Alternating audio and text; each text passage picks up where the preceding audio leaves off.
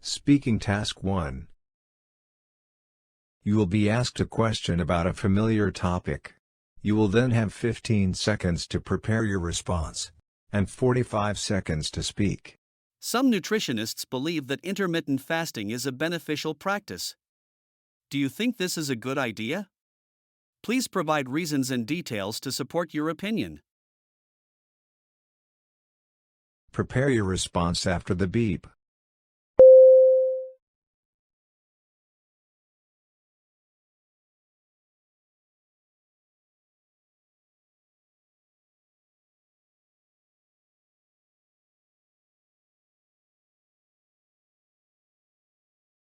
Start speaking after the beep. Bearing in mind that every individual's health needs are different, I believe intermittent fasting can be a good practice for some. The primary argument in favor of intermittent fasting pertains to its potential benefits, such as weight loss and improved metabolic health. Scientists argue that the practice works by pushing the body to burn fat during fasting periods and limit calorie intake during eating periods. However, it's significant to note that this practice may not be suitable for everyone, for instance, people with a history of eating disorders or certain medical conditions. Therefore, it's crucial to consult with a healthcare professional before starting this practice. Speaking Task 2. You will read a short paragraph and then listen to a conversation between two people. You will have 50 seconds to read the paragraph. After, you will get a question about what you read and heard. You will have 30 seconds to prepare your response and then 60 seconds to give it. You have 50 seconds to read. Start reading after the beep.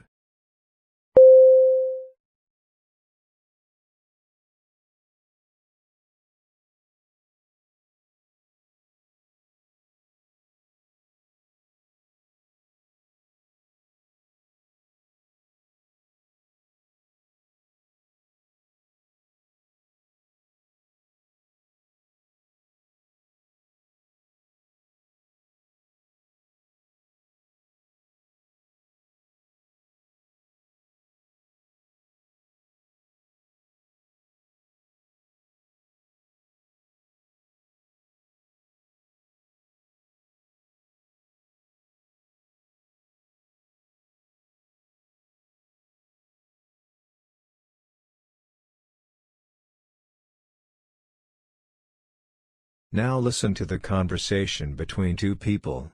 So, what do you think of that letter?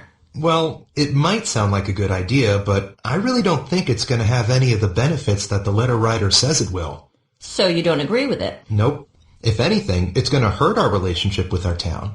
I mean, forcing students to volunteer, it's going to make them see it as a chore, a nuisance, and so they're not going to put their hearts into it, which is going to make the university look bad. You're saying that students doing volunteer work in town will be unenthusiastic and... Right. It'll be obvious they don't want to be there. That's sure not going to make things better, in terms of how we're regarded by people in the local community. But maybe students would learn to like it. I really doubt it. The whole idea that this is going to encourage students to do more volunteering in the future is just ridiculous. A lot of students are likely to come away from the experience with negative feelings about it. Yeah, especially if their studies suffer from being forced to spend time away from them. All the students I know already complain about not having enough time as it is. So this extra work is going to be a bad experience. Hardly inspiration for them to pursue more volunteer work after they graduate. The man expresses his opinion of the student's proposal in the letter. State the man's opinion and explain the reasons he gives for holding that opinion. Prepare your response after the beep.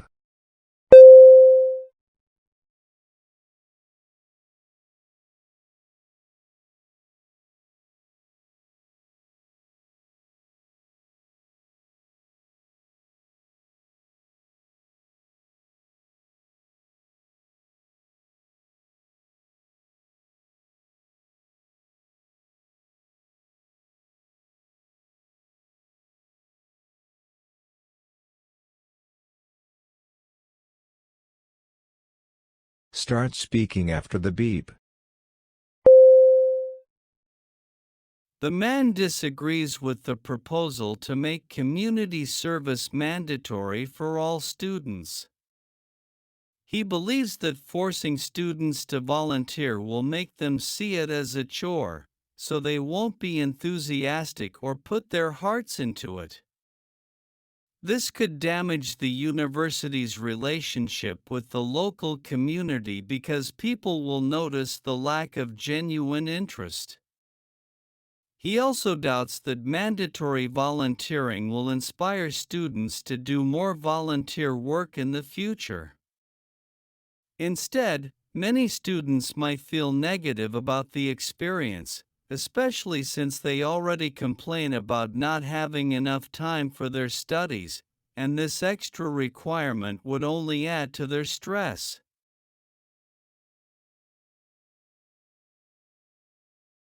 Speaking Task 3. You will read a short paragraph about an academic topic, then listen to a lecture about it. You will have 50 seconds to read the paragraph. After, you will get a question about what you read and heard. You will have 30 seconds to prepare your response and then 60 seconds to give it. You have 50 seconds to read. Start reading after the beep.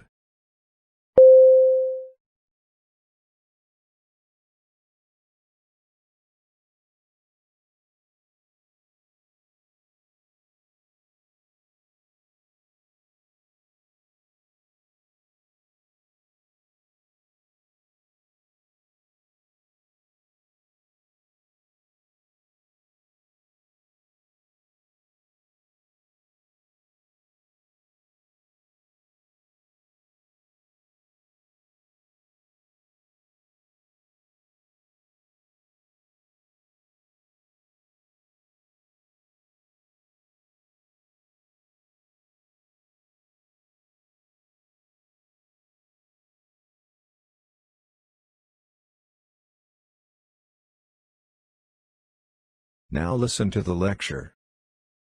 Biotechnology is an interdisciplinary science that combines biology, chemistry, physics, mathematics, and engineering to create products and technologies that improve people's lives. It has transformed our ability to comprehend, manipulate, and apply biological systems for societal benefit. In this lecture, we will look at the fundamentals of biotechnology as well as some of its applications. One of the most important applications of biotechnology is in medicine. Biotechnology has resulted in the creation of new drugs, such as insulin for diabetes and monoclonal antibodies for cancer. It has also enabled the production of recombinant proteins used to treat genetic diseases, such as human growth hormone and blood clotting factors. Biotechnology has also had a significant environmental impact. The use of microorganisms to clean up contaminated environments, known as bioremediation, has been used to clean up oil spills, heavy metal contamination, and other environmental disasters. Biotechnology has also been used to create renewable energy sources, such as biofuels, which have the potential to reduce our reliance on fossil fuels while also lowering greenhouse gas emissions. What are the applications of biotechnology that the professor talks about? Use points and examples from the lecture. Prepare your response after the beep.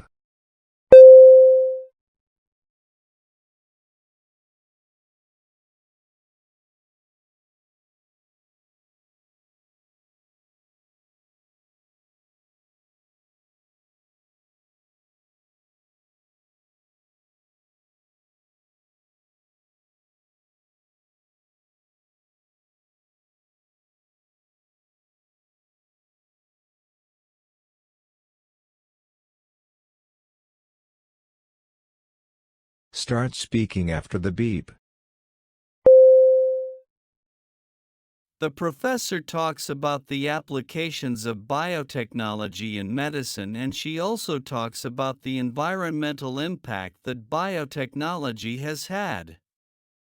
When it comes to medicine, Biotechnology has allowed for the creation of new drugs such as insulin, and also it has enabled the production of recombinant proteins that are used for genetic diseases. When it comes to the environment, here she mentions the microorganisms which are used to clean up contaminated environments that are contaminated by oil spills or heavy metal contamination. And the biotechnology has also been used in the creation of renewable energy sources.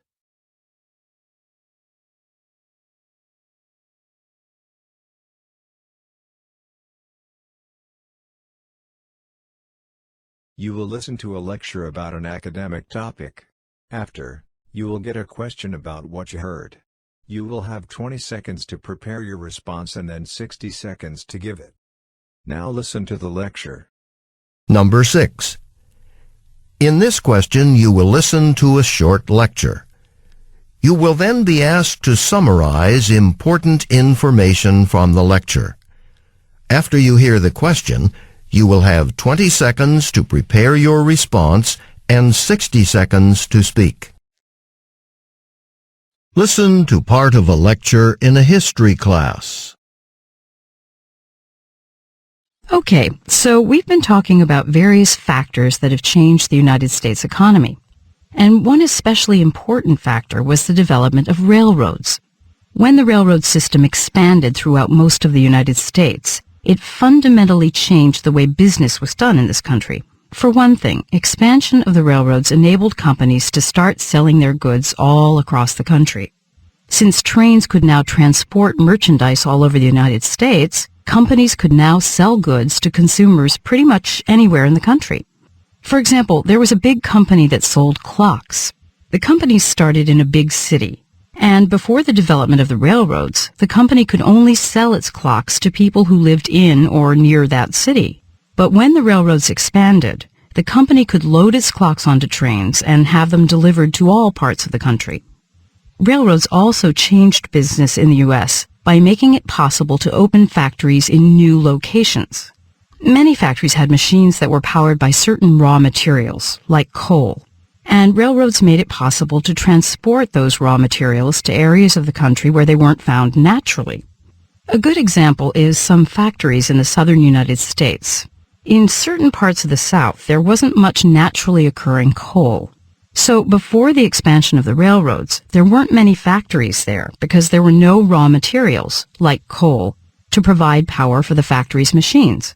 But after railroad lines were built in the South, coal could be brought in from other parts of the country, so new factories were able to open there.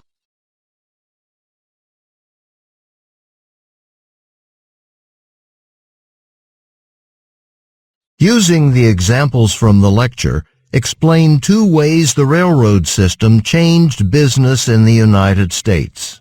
Using the examples from the lecture, explain 2 ways the railroad system changed business in the United States. Prepare your response after the beep.